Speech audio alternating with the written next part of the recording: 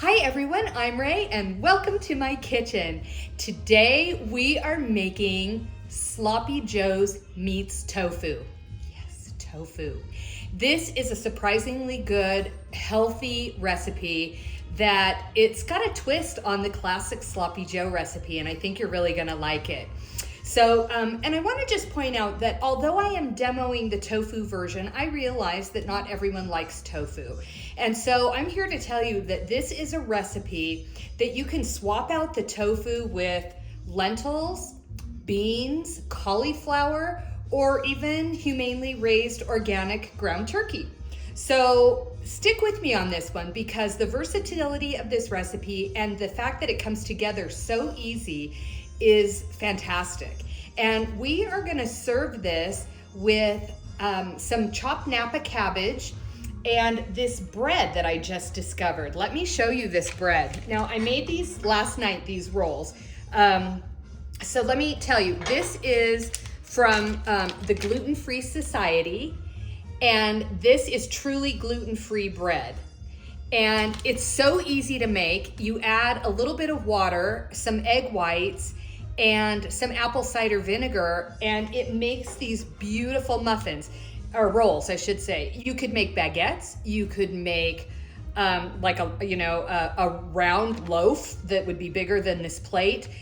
It made 12 rolls. So I just kept 3 out. You can freeze it. You can keep it in the refrigerator for up to 7 days. So I'll put the link with the recipe link below so you know where to find this bread. But I think this is a really good find. And so I wanted to share that with you too. I'm gonna turn the stove up to a medium high, and I'm gonna put my favorite vegetable broth, bona fide, probably about a half a cup, I'm gonna say. And we're gonna use that to saute these yellow onions and peppers. So I'll put the recipe down below. This is one very large onion, but it's 1 onion, 1 red pepper, and 1 jalapeno, basically. You can put whatever peppers you want in this recipe. This is just what I happen to have on hand. So while this is heating up, I gotta say, so this gluten-free bread, it's got a little bit of coconut flour, and the main ingredient is almond flour. And so it is truly a no-grain bread. And so I'm super stoked about it. And I've been craving Sloppy Joe's. And so I was trying to figure out how I could make it healthier. And I think I hit the jackpot here. So we're gonna let this saute for about 7 minutes, and that'll be enough time to get these onions sort of into a translucent color. And once that happens, then we're gonna be ready to start layering in the other ingredients. And you saw that I put the vegetable broth instead of any kind of oil, because you know I don't really love to cook with oil. I just feel like we don't really need the added oil in the diet, and so I try to avoid it. There are some recipes, of course, that you simply can't avoid it, but in this one we can, so we will. So let's let this go for 7 minutes. I'll keep stirring it, and then we'll come back when it's ready to start adding some of the other ingredients. The onions and peppers have reached kind of a translucent color, so I'm ready to add in a couple of cloves of fresh garlic.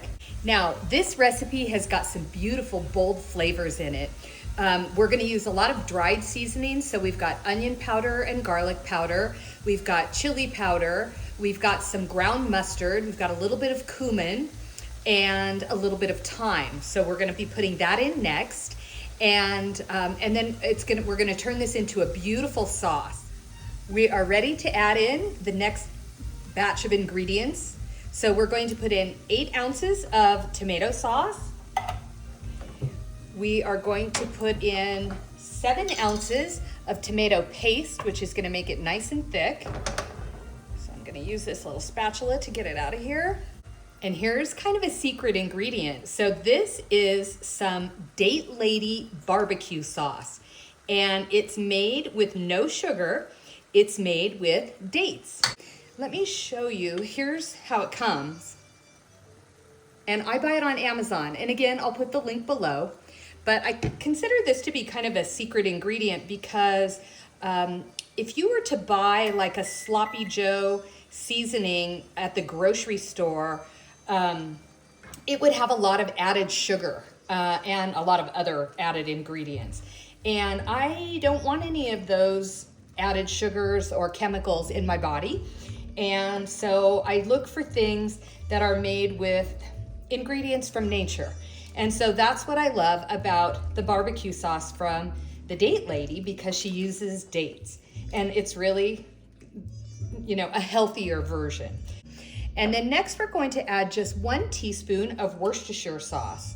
And I use an organic brand.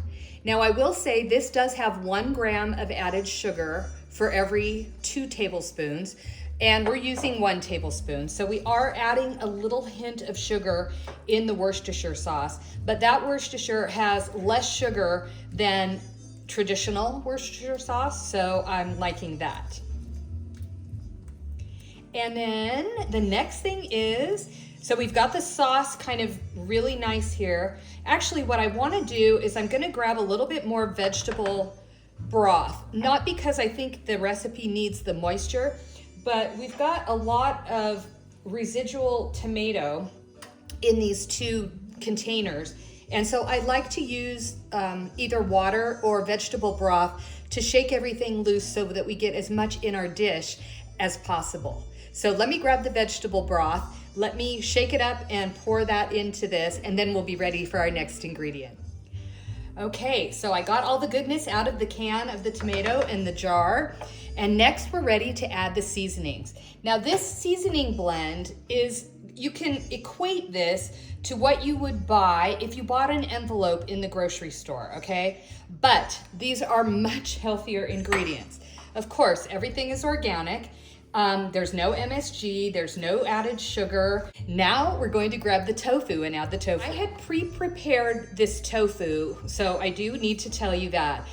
The way I prepare my tofu is that I bake it. And so I put it in a tofu press. Let me grab that and show you. So here's the tofu press. And what you do is you put the brick of tofu in this part of it that has the little holes in it, and then you set that in here, and then you put the press part on top, and it's got these little rubbery things on the sides, and you just hunker them down over these little hooky-doos, and basically that's it. You put it in the refrigerator, and what it does overnight is it presses all the moisture out of your tofu. But it still needs to be cooked, so we cook it in the oven at 400 degrees for about I would say 30 minutes. Now, I season mine, and I did not include the seasonings because I just say, you use whatever seasonings you like to use, whatever you would use on a ground turkey or a ground beef. For me, it's basically, a pinch of salt, a pinch of pepper, some chili powder, a little bit of garlic salt, so you can season it however you like. Definitely I add coconut aminos. And also, if you don't want to use Worcestershire sauce, you can use coconut aminos in place of the Worcestershire sauce for this recipe as well. So we've got everything combined here. It's looking really nice. I want to make sure it heats all the way through, and pretty much everything is cooked. So I just want the flavors to have an opportunity to combine. I'm going to reduce the heat down to a medium low, and we're going to cover it, and we're just going to simmer it for about 15 minutes or so. This has been simmering for about 15 minutes, and we are ready to give this a taste. Let me stir it around one more time. Yeah, it looks really good. Smells delicious. I wish you could smell.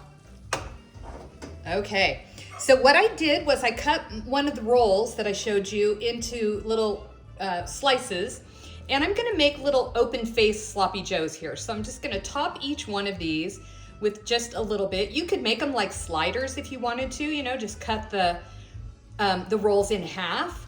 Or, if you have a favorite bread that you like to serve, certainly you can use that.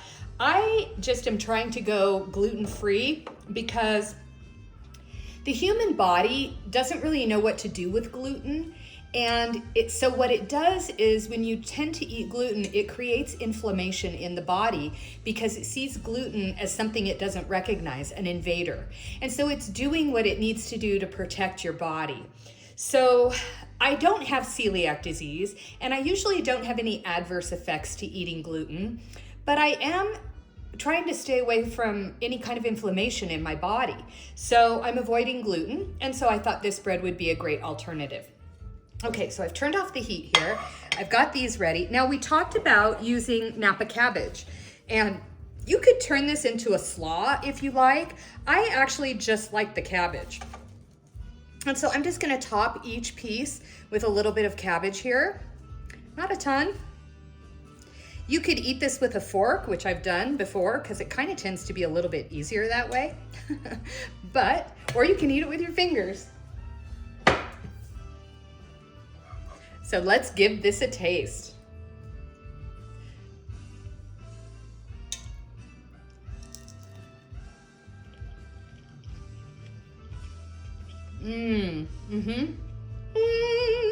Wow. The gluten-free bread is really good. It's a nice consistency, really good. The sloppy joe mixture is delicious. Now, I've also done it, like I said, with lentils. I've done it with cauliflower. You know, it's equally good. It just depends on what you're in the mood for, I guess, and what your body is telling you to eat. Today, for me, it was tofu. Really tasty. And then the cabbage just sort of gives it a little bit of crunch. I should also mention that you don't have to eat this with any bread, really. I mean, sloppy joes traditionally are on a hamburger bun, but you know, I mean, I did an open face. You could do a slider, or you could do no bread at all and just put your cabbage on the bottom and top it with this sloppy joe mixture, and that would be delicious also. So many options, lots of versatility with this recipe. I hope you'll try it, everyone. Bon appetit.